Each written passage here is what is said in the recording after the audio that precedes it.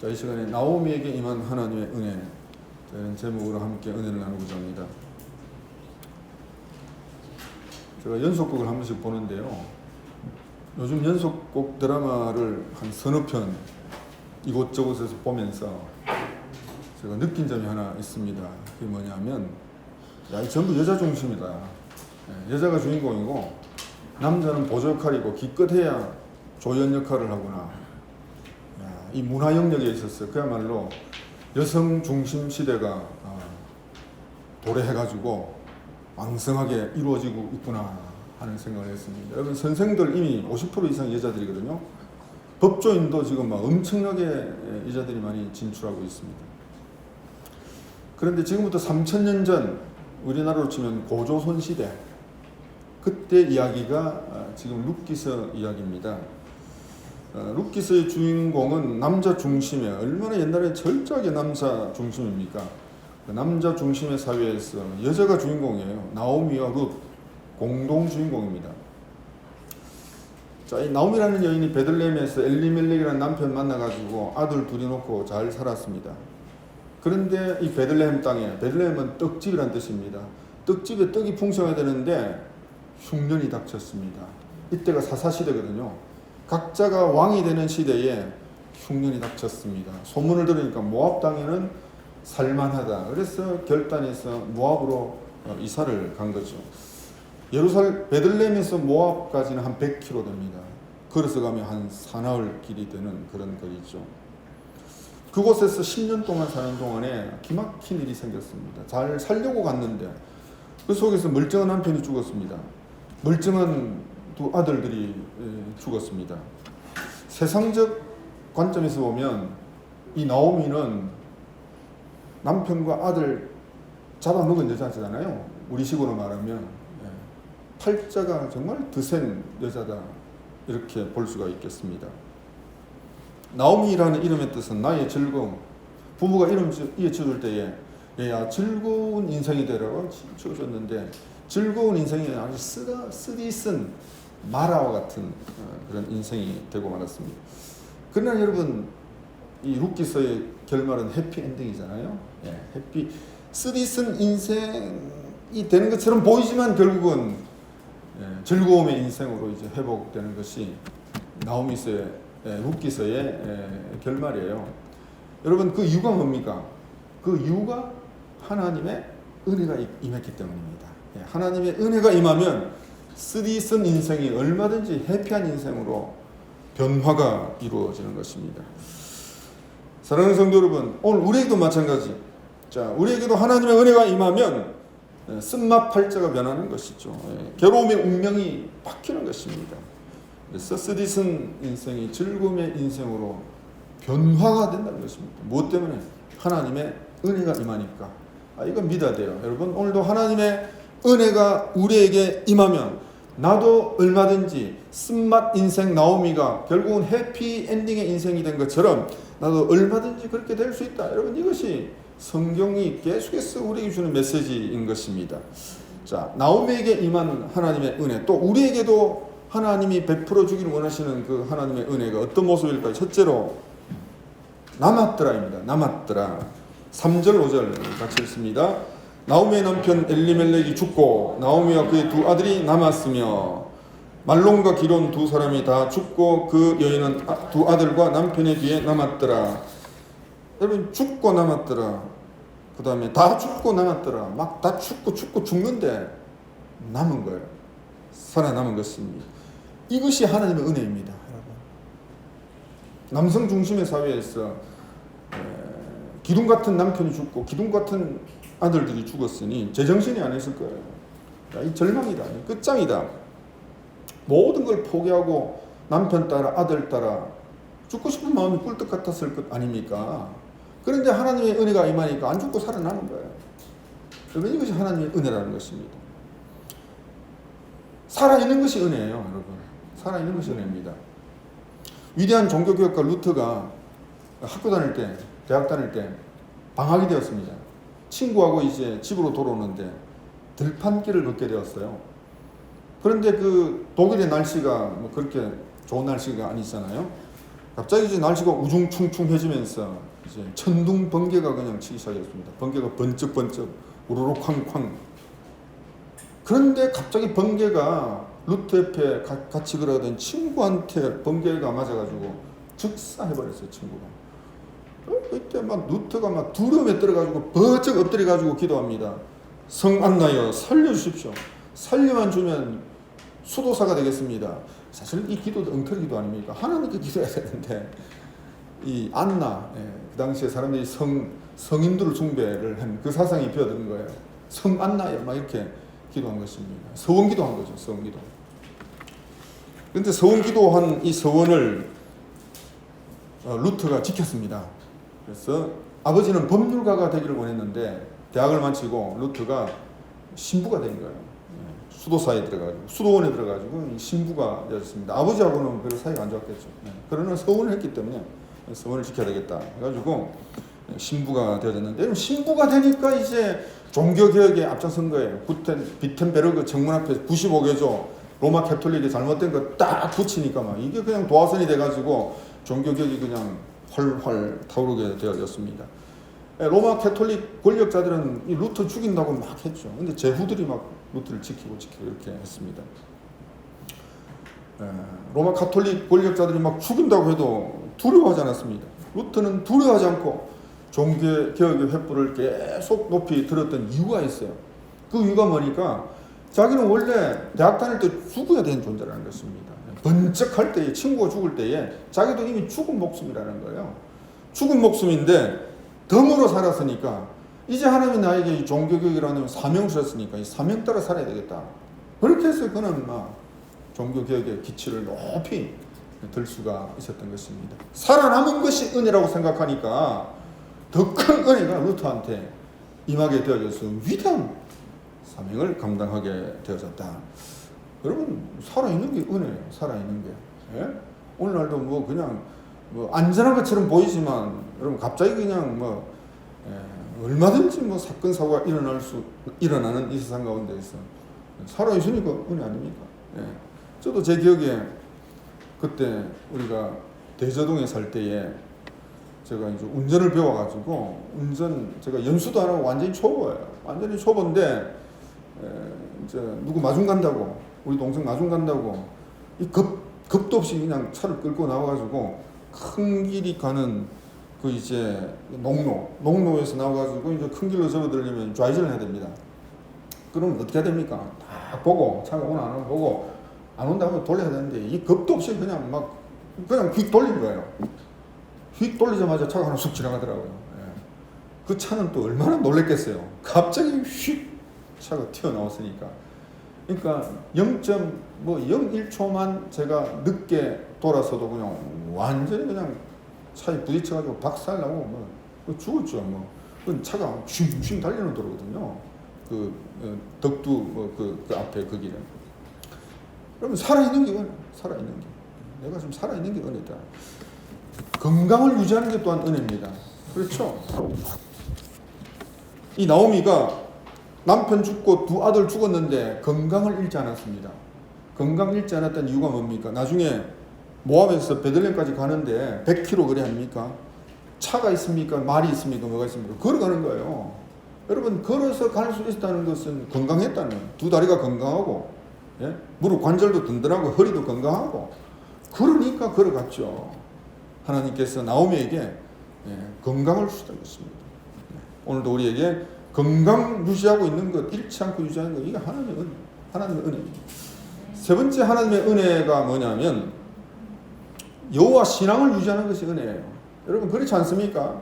하나님이 살아계시면 왜 우리 남편 죽고 아들 둘이 다 죽고 왜 죽게 내버려 두시냐?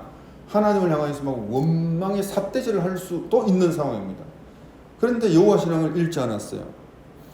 욥기서 보면 욥이 그냥 다 잃었잖아요. 하루아침에 재산 잃고 자녀 잃고 건강 잃고 욥의 아내가 욥에게 하나님을 원망하고 죽으라 하고 악담을 펴부었습니다. 욥만큼은 아니지만 거의 욥에 준하는 그런 어떤 시련과 고난을 당했지만 신앙을 지킨 거예요. 신앙을 지켰을 뿐 아니라 이 신앙을 두 자부에게 전수한 것입니다. 룻에게 전수했기 때문에 룻에게 신앙이 들어갔기 때문에 나중에 시어머니를 죽자 살자 끝까지 따르는 원동력이 되어졌던 것입니다. 여러분, 오늘 우리에게 여호와 신앙이 남아있는 거, 이거 참 은혜인 것입니다. 예? 저 사람은 참 옆에서 보면 정말 참 신앙을 잃을 수도 있고 포기할 수도 있는 상황인데 지키고 있다. 여러분, 이것이 하나님의 은혜가 임한 증거인 것입니다. 여러분, 여호와 신앙은 인생 회복의 그루터기예요. 그루터기가 뭔지 알죠? 나무 삭 자르면 밑둥, 그게 그루터기라는 것입니다. 그루터기가 있으면 아무리 잘라도 그 그루터기에서 다시 싹이 나고 다시 나무가 자랄 수가 있게 되는 것입니다. 이사야 6장 13절 말씀 같이 읽습니다. 밤나무 상수리나무가 배임을 당하여도 그 그루터기는 남아있는 같이 거룩한 씨가 이 땅에 그루터기니라. 망하고 망해도 하나님이 그루터기를 남겨두신다는 것입니다. 그 그루터기에서 결국 다시 회복의 역사가 이루어지게 되어진다는 것이죠. 이사야 11장 1절에 보니까 이새 줄기에서 한 싹이 나며 그 뿌리에서 한 가지가 나서 결실할 것이요. 다 잘라진 것처럼 보이지만 그 속에서 한 싹이 나고 한 가지가 나서 크게 자라서 결실하게 되어진다. 여러분, 이 이새 줄기에서 난 싹이 누굽니까? 다윗이잖아요. 다윗. 예. 양치는 목동, 별 볼일 없는 그 목동 다윗에게 하나님의 영이 임하게 되어지니까 결국 시련과 고난의 터널을 통과해서 30살 때에 결국 왕이 되는 거죠. 예. 그리고 나중에 명실상부한 이스라엘 전체의 왕이 되어지는 것이죠. 그리고 여러분, 이 다윗에게서 누가 태어납니까? 예수님이 탄생하는 것입니다. 예수님이 탄생하는 거예요. 그렇기 때문에 다윗은 이스라엘 민족을 위한 놀라운 축복의 그루터기였던 것이죠. 제가 이제 신약 그리고 구약에 이제 사사기, 룻기, 사무엘상, 새벽기도 달릴 건데 사사기를 이제 읽다 보니까 또 이제 그 보니까 기드온의 그 기사를 읽게 되었습니다. 이 기드온이 아주 위대한 그런 어떤 사사인데 기드온이 죽고 난 다음에 이제 그 참 기드온이 70명의 아들들을 낳았습니다. 70명. 예. 그런데 그 중에서 아주 못된 아들이 있었어요. 예. 이 못된 아비멜렉이라고 못된 아들이 자기 그 세겜 사람들을 선동합니다. 70명이 다스리는 게 좋으냐? 너희 동족인 내가 다스리는 게 좋으냐? 세겜 사람 입장에서는 아비멜렉이 왕이 되는 게 좋잖아요. 그래서 아비멜렉이 정치 자금을 막 대줘가지고 아비멜렉이 자기 그 형제들 다 죽입니다. 70명 다 죽여요. 정말 비극적인 일이 났습니다. 그런데 그 중에서 요담이라고 하는 이 막내 아들이 구사 일생으로 도망쳐 나오게 되는 것이죠. 그래서 요담이 아비멜렉에 대해서 그냥 그리고 세겜 사람에 대해서 아주 그냥 일장연설을 합니다. 너희가 이 포도나무, 무화과나무, 올리브나무 다 버리고 저 가시나무 같은 저 사람을 왕으로 세우는 것이 너희가 기드온에게 은혜 갚는 일이냐? 하나님이 마침내 너희에게 서로가 서로에게 그냥 불이 되어서 서로 싸웠어. 서로 망할 거다. 결국 3년 만에 세겜 사람하고 그냥 철이 져가지고 결국 아비멜렉이 죽고 맙니다. 요담이 기드온의 그루터기였던 것이죠. 그루터기였던 것입니다. 잃어버린 재물이나 놓친 기회나 지난 세월이나 떠나간 사람에 대해서 계속 슬퍼하고 한탄하는 것은 그 어리석은 일이에요. 어리석은 일인 것입니다. 하나님의 은혜가 임하면요, 남은 것에 감사하게 되는 것이죠.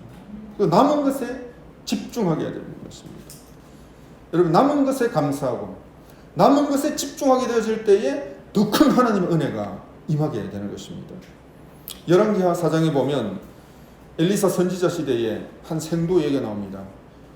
생도가 죽었어요. 여러분, 하나님을 잘 믿는 생도, 오늘날 말하는 신학생이죠. 가정도 있고 아내도 있고 아들, 자녀가 있는데, 그래서 그 생도의 아내가 선지자를 찾아왔습니다. 선지자님, 우리 남편이 하나님을 잘 섬기고 우리 선지자님을 잘 추종을 했는데 죽었습니다. 죽었는데 그 사이에 빚이 져가지고 채주가 빚 갚으라고 아들 둘이를 종으로 데려가려고 합니다. 어쩜 좋습니까? 어쩜 좋습니까? 하고 이제 상담을 한 거예요. 선지자가 너희 집에 뭐 가지고 있노? 남은 게 뭐고? 하니까 우리 집에 꼴랑 남은 게 기름 한 병밖에 없습니다. 좋다. 그러면 이웃에게 그릇을 빌려라. 그릇을 많이 빌려라. 그 당시에는 이제 친족 사귀기 때문에 뭐 빌려주죠. 그릇 정도 얼마든지 빌려주지 않습니까? 그래서 막 엄청나게 많은 그릇을 빌려가지고 문을 닫고 기름병에 기름을 쏟아붓는데 이게 계속 나오잖아요. 계속 기름이 그냥 졸졸졸졸졸졸. 언제까지 나옵니까? 빌린 그릇에 기름이 다 찰 때까지 기름이 계속 나오고 있습니다. 그것을 파니까 두 아들들이 종으로 붙잡혀가지 않아도 되고 그 다음에 남은 것으로 생활도 할 수 있을 정도의 그런 돈이 남게 되어진 것입니다. 한 병 기름에 집중하고 그 한 병 기름에 최선을 다하니까 그 한 병 기름이 놀라운 축복의 기름이 되어져서 두 아들을 회복하고 남은 인생을 살 수 있는 그런 자금이 마련이 되어질 수가 있었다. 여러분, 살아남은 것이 은혜예요. 살아남은 것에 감사하고 남은 것에 집중하게 되어질 때에 하나님의 더 큰 은혜가 임하게 되는 것입니다. 두 번째 나오미에게 임한 하나님의 은혜는 들었더라. 6절 말씀 같이 읽겠습니다. 그 여인이 모압 지방에서 여호와께서 자기 백성을 돌보시사 그들에게 양식을 주셨다함을 듣고 이에 두 며느리와 함께 일어나 모압 지방에서 돌아오려 하여. 모압 땅에서 남편 죽고 두 아들 다 죽었으니까 여러분 꼼짝없이 과부 3명이 굶어 죽을 판입니다. 그때에 들려진 거예요. 뭐가 들렸습니까? 베들레헴 땅에 하나님이 풍년이 오겠다. 베들레헴 땅에 가면 살 길이 열린다. 그 소식을 듣게 되어진 것이죠. 자, 이 정보는 놀라운 축복의 정보였습니다.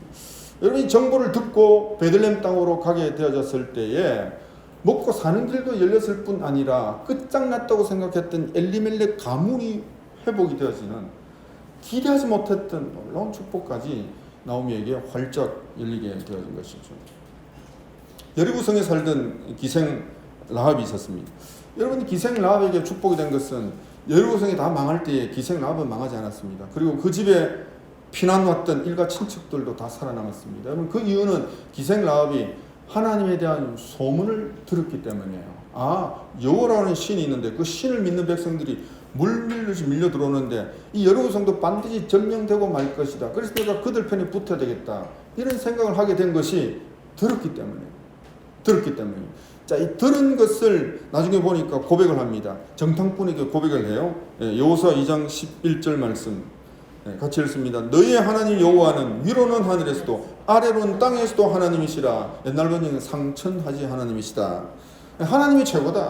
하나님이 여리고성도 하나님이 주인이시다. 이 고백 아닙니까? 놀라운 고백이잖아요.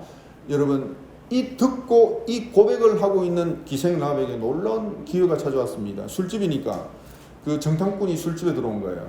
술집이니까 정보가 빠르고 술집이니까 정탐꾼이 들어오고. 여러분, 자기의 신세를 한탄했을 겁니다. 나는 이렇게 참 술집의 기생으로서 작부로서 이렇게 살아야 될 것인가 라고 자기 신세를 한탄했을지 모르겠지만 그 술집이라고 하는 그것 때문에 정보가 빨리 들렸고 술집이기 때문에 정탐꾼이 들어온 것 아닙니까?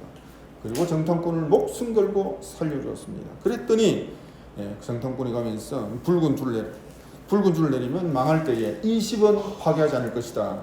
그래서 그 집에 모인 일가 친척들은 몽땅 구원을 받을 수가 있게 되어진 것입니다. 여러분, 하나님의 말씀을 바로 듣는 것이 은혜고 정보를 바로 듣는 것이 이게 축복이에요. 한 40년 전의 이야기입니다. 저희 집안 이야기예요. 한 40년 전에 이제 거제도가 막 개발될 그때입니다. 그때 이제 우리 아버지였던 친구분이 계셨는데 이분이 어느 날 저희 아버지한테 제안을 한 겁니다. 거제도가 개발되는데 그 땅 살려고 하는데 그 땅을 같이 삽시다. 아버지가 평소에 신문을 정독하니까 정보에 밝은 거예요. 그 거제도 된다. 그래가지고 그때 몇백만 원 모은 게 있어가지고 같이 거제도 땅을 사는데 이제 투자를 했습니다. 이제 그리고는 묻어뒀죠. 자, 그리고 이제 아버지가 또 이렇게 신문을 읽다가 김해 공항이 세워지구나. 그래서 공항 근처에 땅을 사야 되겠다 해가지고 대저이동에 금호부락이라고 이제 거기에 250평 땅을 산 거예요. 그러다가 이제 때가 돼가지고 이 집을 지어야 되겠다. 40평 이제 건평을 지어야 되겠다라고 생각해가지고 이제 그때 우리 매제가 뭐 건축하는 일을 하기 때문에 딱 맡겨가지고 이제 그를 짓게 했습니다. 근데 하다 보니 돈이 모자라는 거예요. 돈이 모자랍니다. 돈이 모자라가 쩔쩔매는 그때에 거제도 땅을 이제 팔자는 거야. 우리 아버지는 잘 됐다 싶어가지고 팝시다 해가지고 팔았더니 그게 5천만 원 된 거예요. 그러니까 한 10배 이상 오른 거죠. 그렇게 해서 이제 집을 잘 지을 수 있게 되어진 것입니다. 여러분, 그 아버지 친구분이 뭐 자기 혼자 그 땅을 살 수도 있는데 우리 아버지에게 정보를 준 거예요. 함께 사자, 함께 사자. 그 정보를 듣고 함께 샀더니 그게 이제 나중에 우리가 대저집을 지을 때에 아주 소중한 그런 어떤 건축비로서 그렇게 이제 지을 수 있도록 그렇게 되어진 것이죠. 말씀이 들리는 것이 은혜예요. 복음이 들리는 것이 은혜고, 여러분 우리에게 정말 좋은 정보가 들리는 것이 이게 은혜입니다. 여러분 헛된 정보, 그냥 우리를 그냥 잘못된 방향으로 이끄는 정보가 들리면요 안 되잖아요. 오늘도 하나님께서 저와 여러분들에게 분별력을 주시고 저와 여러분들에게 바른 사람, 올바른 사람, 돕는 사람을 통하여서 제대로 된 정보가 들리는 것, 이게 하나님의 은혜가 임한 놀라운 증거라는 사실입니다. 세 번째, 나오미에게 임한 하나님의 은혜는 붙쫓았더라. 14절 말씀을 같이 읽습니다. 그들이 소리를 높여 다시 울더니 오르바는 그의 시어머니에게 입맞추되 룻은 그를 붙쫓았더라. 붙쫓았다는 것은요, 찰떡처럼 찰싹 달라붙었다, 자, 이런 말입니다.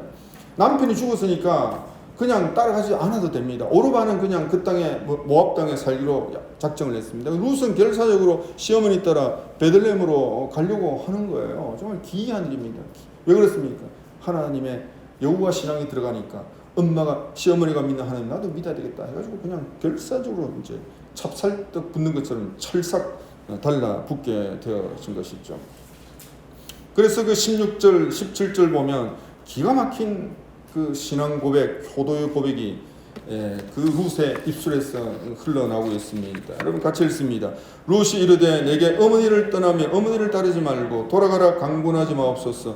어머니께서 가시는 곳에 나도 가고 어머니께서 머무시는 곳에서 나도 머물겠나이다. 어머니의 백성이 나의 백성이 되고 어머니의 하나님이 나의 하나님이 되시리니. 17절 어머니께서 죽으시는 곳에서 나도 죽어 거기 묻힐 것이라. 만일 내가 죽는 일 외에 어머니를 떠나면 여호와께서 내게 벌을 내리시고 더 내리시기를 원하나이다 하는지라. 어머니가 믿는 하나님과 함께, 어머니와 함께 생사고락을 함께 하겠습니다. 이 고백 아닙니까? 얼마나 귀한 고백인지. 이 고백에 보면 효도와 신앙이 서로 섞여가지고 뭐가 효도고 뭐가 신앙인지 분별 안 됩니다. 효도가 신앙이고 신앙이 효도고, 이런 모습이 룻의 이 고백 가운데 이렇게 이제 드러나 있는 것입니다. 여러분, 근데 나오미의 입장에서 보면 이게 말도 서툴고 뭐 의사소통이 되겠지만 유대 땅 베들레헴의 말이 서툴잖아요. 문화도 제대로 익숙치 못하고 이게 무슨 사람 구실 하겠나 하는 생각이 들었기 때문에 혹 붙었다 이런 생각이 들 수도 있죠. 그러나 여러분, 여호와 신앙으로 믿음으로 붙은 사람은 혹이 아니고 복이에요. 나중에 이 룻이 놀라운 복덩이가 되잖아요. 보아스를 만났어. 엘리멜렉 가문을 회복시키는 놀라운 복덩이가 되어지는 것입니다. 여러분, 오늘도 믿음의 사람이 내 옆에 있고 믿음의 사람이 나와 함께 동행하고 나에게 붙는 거, 이거 복이에요. 여러분, 그 복을 계속 지킬 때에 하나님의 복이 더 계속해서 임하게 되어지는 것입니다. 만약 그때 나오미가 룻에게 야야야야, 지금까지 내가 같이 함께 살았다고 수고 많았다, 이제 네 혼자 네 살 길 살아라 했다고 한다면 얼마나 큰 나중에 이런 축복을 누리지 못했습니까? 죽어도 함께 살고 살아도 함께 살고 같이 죽고 생사고락을 같이 하겠다라고 하는 신앙으로 따라 붙는 사람이, 이게 복덩이라는 것입니다. 인간의 눈으로 보기에는 참 뭐가 인간 되겠나, 도움이 되겠나라고 싶지만 하나님 보시기에는 그게 혹덩이 아니고 그게 복덩이다, 그렇게 말씀을 하시는 것이죠.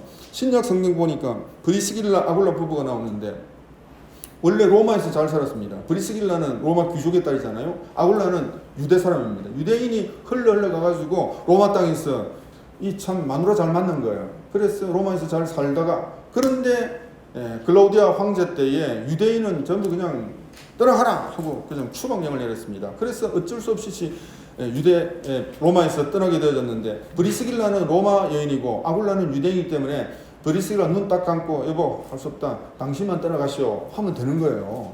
그런데 이 브리스길라가 죽어도 함께 살고 살아도 함께 삽시다 하고 남편에게 딱 달라붙어가지고 함께 떠나게 되어졌을 때에 고린도에서 천막 만드는 일을 하기 때문에 고린도에서 사도 바울을 만났어.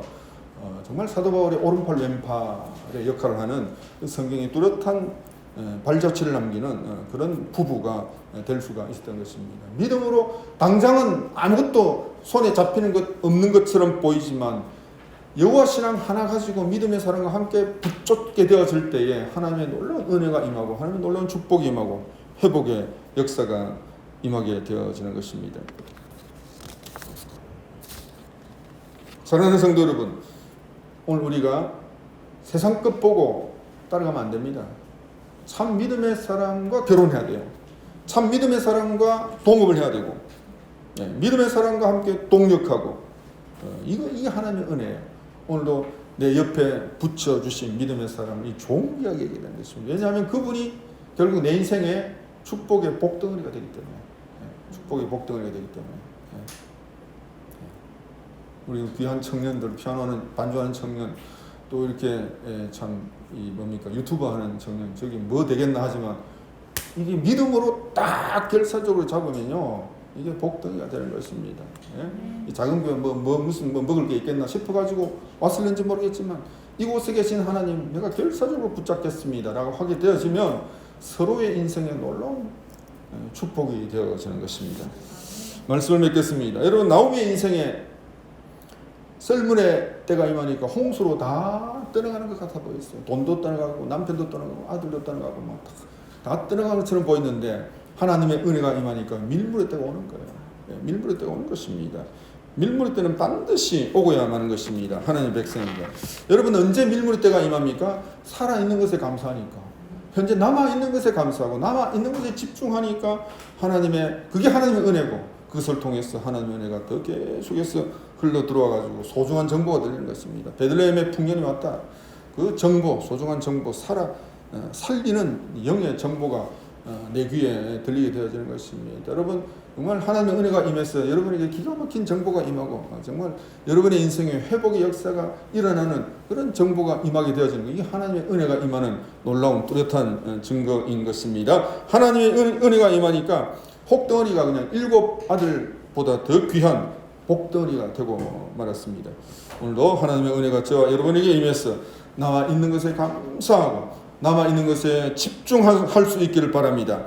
하나님의 은혜가 임하여서 하나님의 말씀이 들리고 소중하고 필요한 정보가 들리게 되어지기를 바랍니다. 하나님의 은혜가 임하여 참 믿음의 사람이 내 옆에 붙게 되어지고, 해꾸지하는 사람은 떠나가게 되어지고, 귀인이 붙게 되어지고, 그래서 밀물의 때가 밀물처럼 밀려 들어오게 되어지기를 주의 이름으로 축원합니다.